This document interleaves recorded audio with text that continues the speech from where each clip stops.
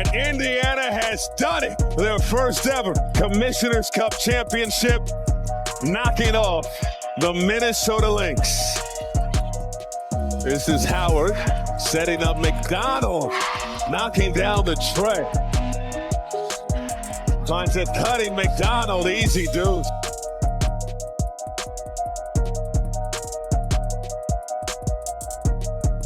You won't believe what the Indiana Fever just pulled off. Down their brightest star, Caitlin Clark, abandoned by veteran Duana Bonner. Facing the most dominant force in the WNBA, the Minnesota Lynx, led by MVP frontrunner Napheesa Collier. Every headline said it was over before it began, but the Fever didn't just show up, they showed out. What was supposed to be a Commissioner's Cup beatdown turned into a historic statement. With Clark sidelined for a third straight game, battling a stubborn groin injury, it was Kelsey Mitchell, Alia Boston, and Natasha Howard who lit the fire. They play with grit, heart, and a chip on their shoulder that left the Lynx stunned and the league on notice. This wasn't luck. This was legacy in the making, and after the dust settled, Caitlin Clark, still in street clothes, spoke just 6 words that captured the moment perfectly. 6 words that'll define this team's season. If you're riding with the Fever, drop it loud in the comments. I've got the Fever. Because after this win, the whole world might just catch it.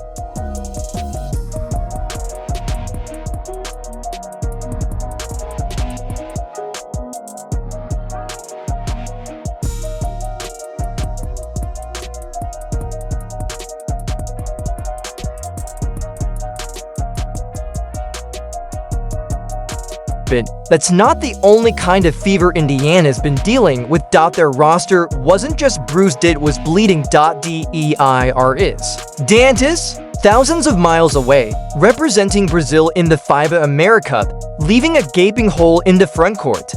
And then came the shocker no one saw coming, the Duana Bonner situation. This was supposed to be their veteran anchor, the experienced leader signed in the offseason to guide a young squad through the fire. Instead, after just 9 games, she walks away, quits on the team. Gets waived. When her teammates needed her most, she bounced. No explanation.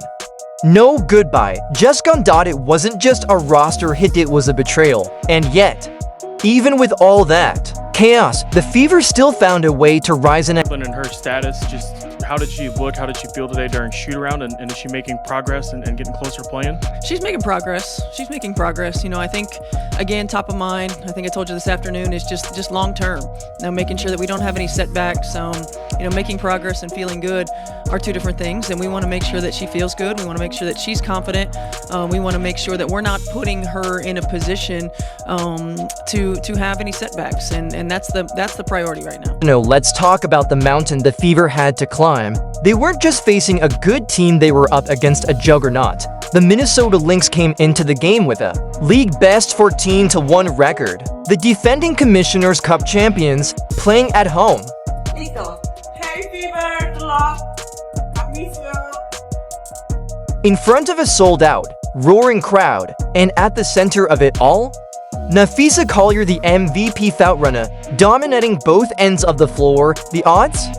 Brutal. Las Vegas had the Lynx favored by 14 points. That's not just a margin. That's a message. This wasn't supposed to be close. The basketball world had already written the Fever off before tip-off even happened. Analysts were calling it a mismatch, a blowout in the making. No Caitlin Clark. No chance. But what happened next, nobody saw coming. Duana Bonner was brought in for leadership. She was brought in for leadership. And you want to know all that these young players learned from her? If things don't go your way, refuse to show up. Continue to get paid a max contract while you are sitting out, refusing to play. She got benched, she couldn't handle it, I want out. She's not playing well, she's getting criticized, I want out. The Indiana Fever. This was supposed to be the moment, their first ever Commissioner's Cup final appearance, a chance to put their name in WNBA history. But everything that could go wrong did. Injuries, absences, chemistry issues, it was all falling apart. The remaining players knew the spotlight was blazing hot. Every critic was circling like vultures, just waiting for them to crumble under the pressure. It was David versus Goliath, except This time, David showed up with a broken slingshot. Pretty flawless, in the way that they're playing. I don't know if different is the word as much as they look even more connected. They're a team that was connected a year ago, but really the nuance of having each other's back on the defensive end, of knowing where your teammate's going to be, discipline to coverages, the connectivity that they have on the offensive end of the floor. I mean, the way that they move with and without the ball, the way that the ball moves makes it really tough to cover. I often say that offense is like a dance, and they are flowing, man. They are making music, and there's no doubt about it. So we have to try to be disruptive, and we have to try to take them out of that rhythm. And half his army missing, and it got ugly fast without Caitlin Clark. The Fever looked like a shadow of themselves. They had dropped 3 of their last 5 games leading up to the final many of them after blowing double-digit leads. The offense? Sluggish. The pace that once overwhelmed opponents? Gone. The crisp ball movement that defined their attack?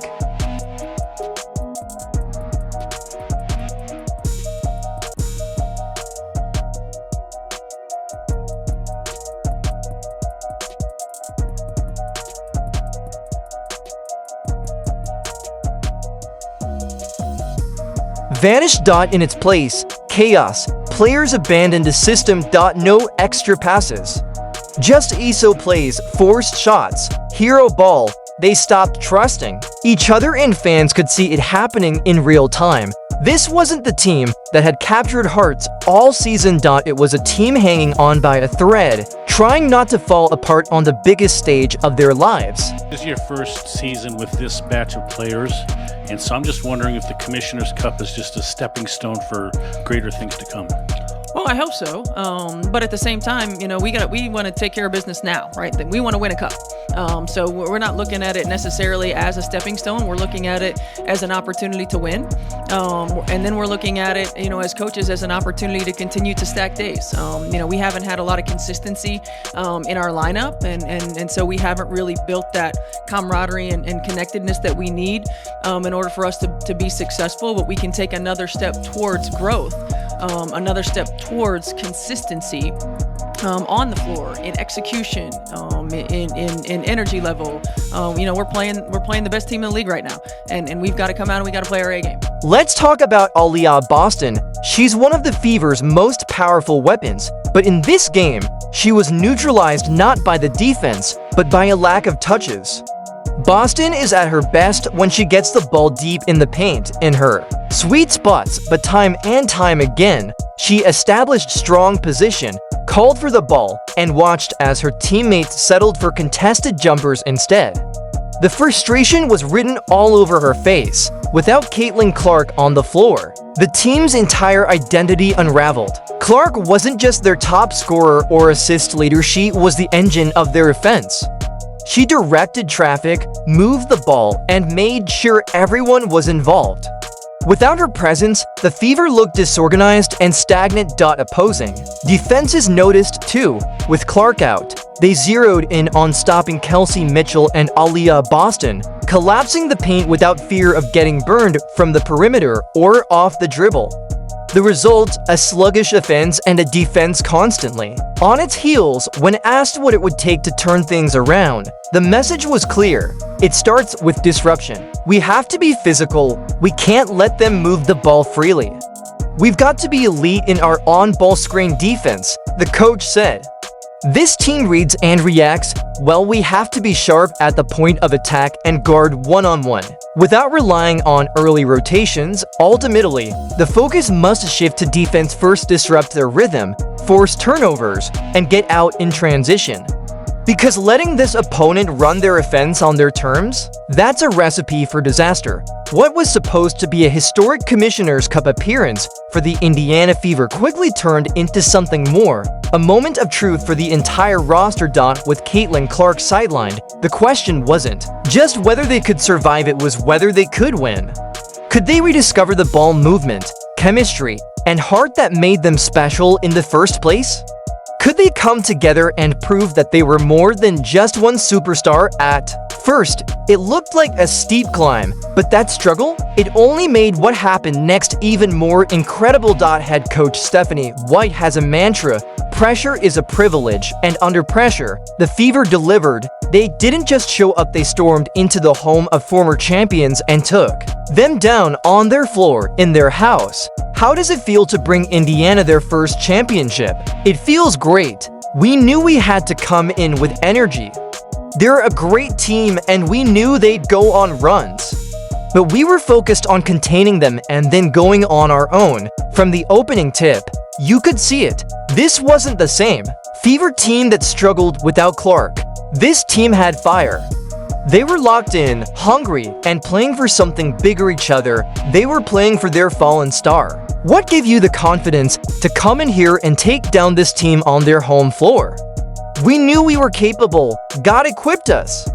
Coach kept instilling confidence, just take it one possession at a time. And that's exactly what we did. The game plan against them was obvious. Wall off the paint. Make it ugly. But that didn't stop them.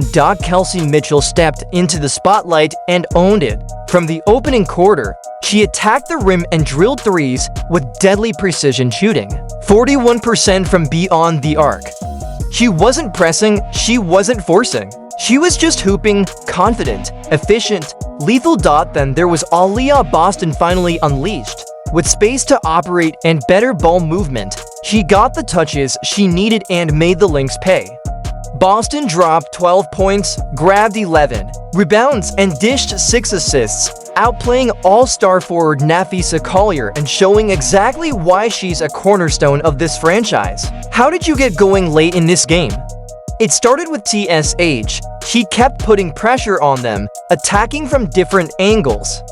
That forced them to spread out, and in the fourth quarter, I was able to get free and do what I do. This was a full team performance, and when asked what she'd do with the prize money, "That's for me," Mitchell said with a smile. Everyone had their moment, and when the final buzzer sounded, the message was clear. The Fever are no longer just Caitlin Clark's team, they're Indiana's team, deep, tough, and battle-tested.